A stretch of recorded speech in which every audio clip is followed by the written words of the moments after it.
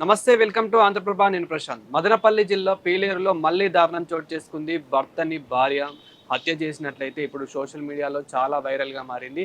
అయితే ఈ మధ్య కాలంలో ఇలాంటి సంఘటనలు మనం చూస్తూనే ఉన్నాము. ఇప్పుడు ఇదే క్రమంలో ఒక భర్తని ప్రియుడు కోసం అని చెప్పేసి తన భార్య అతి కిరాతకంగా చంపిందని చెప్పేసి ఇప్పుడు సోషల్ మీడియాలో చాలా వైరల్గా మారింది. అయితే మరి ఎలా హత్య చేసింది అనేది ఒక్కసారి చూస్తే గనుక అక్కడ ఎస్పీ కూడా ఏ విధంగా ఎంక్వైరీ చేశారు, ఏమని చెప్తున్నారు అక్కడ పోలీసులు కూడా అనేది ఒక్కసారి చూస్తే కనుక సుబ్రహ్మణ్యం అనే వ్యక్తితోని ఈ ఉమాదేవి అనే ఆవిడ మ్యారేజ్ అయితే చేసుకోవడం అయితే జరిగింది. పెళ్లి చేసుకున్న తర్వాత గత కొన్ని సంవత్సరాల నుంచి వాళ్ళు బాగానే నివసిస్తూ ఉన్నారు. అయితే ఈ మధ్య కాలం నుంచే ఒక అతనితో పరిచయం ఏర్పడి అతనితో ప్రేమగా మారి ఇప్పుడు ఆ ప్రేమ కాస్త పెళ్లి వరకు వెళ్ళిందని చెప్పేసి తెలియడం అయితే జరుగుతూ ఉంది.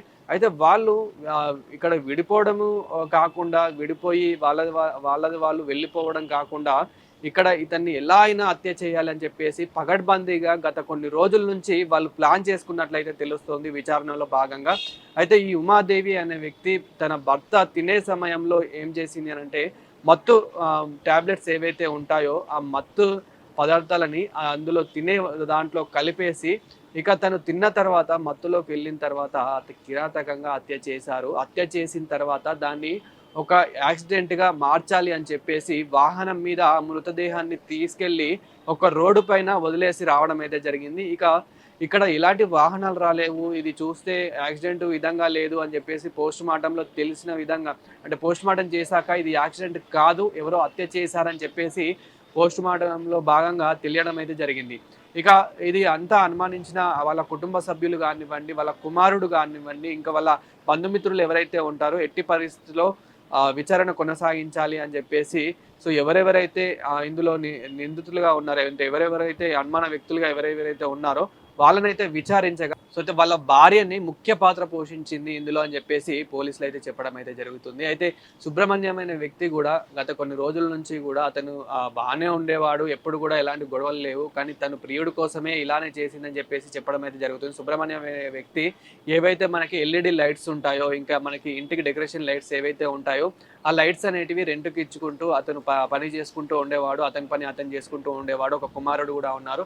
సో వాళ్ళ ఇంట్లో ఎలాంటి విభేదాలు లేవు. కానీ ఈ మధ్య కాలంలోనే ప్రియుడి కోసం అని చెప్పేసి ఇలాంటి గొడవలు సహజంగా జరుగుతూనే ఉన్నాయని చెప్పేసి వాళ్ళ ఇంటి చుట్టుపక్కల వాళ్ళు కూడా చెప్పుకుంటూ అయితే వస్తూ ఉన్నారు. అయితే ప్రియుడి కోసం కేవలం ప్రియుడి కోసం మాత్రమే భర్తను హత్య చేసినట్లయితే తెలుస్తోంది. అయితే ఈ మధ్య కాలంలో మనం ఇలాంటివి సహజంగా చూస్తూనే ఉన్నాము. ముఖ్యంగా ప్రియుడి కోసం అని చెప్పేసి భర్తలని భార్యలు ఏ విధంగా హతమార్చుతున్నారు అనేది మనం అయితే చూస్తూ ఉన్నాము.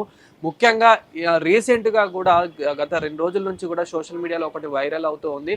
భర్త బ్రతికుండంగానే సజీవ దహనం చేస్తామని చెప్పేసి కూడా తను ముందే వాళ్ళ ఇంట్లోనే ఒకటి రెడీ చేసుకొని పెట్టుకుందంట. అంటే వాళ్ళ ఇంట్లోనే ముందుగానే ఒక సమాధి కూడా కట్టేసిందంట. అంటే ఆ రకంగా ఎటు పోతుంది సమాజం అనేది ఒక్కసారి చూస్తే భయమేసి అంటే ఇప్పుడు ఉన్న యువతకి పెళ్లి చేసుకోవాలంటే కూడా భయమవుతుంది. ఏదేమైనప్పటికీ ఇప్పుడు ఈ సంఘటన విన్నాక వాళ్ళ కుటుంబ సభ్యులు ఎంతో బాధాకరంగా మారిపోయారు. ఎంతో బాధకి గురయ్యారని చెప్పుకోవాలి.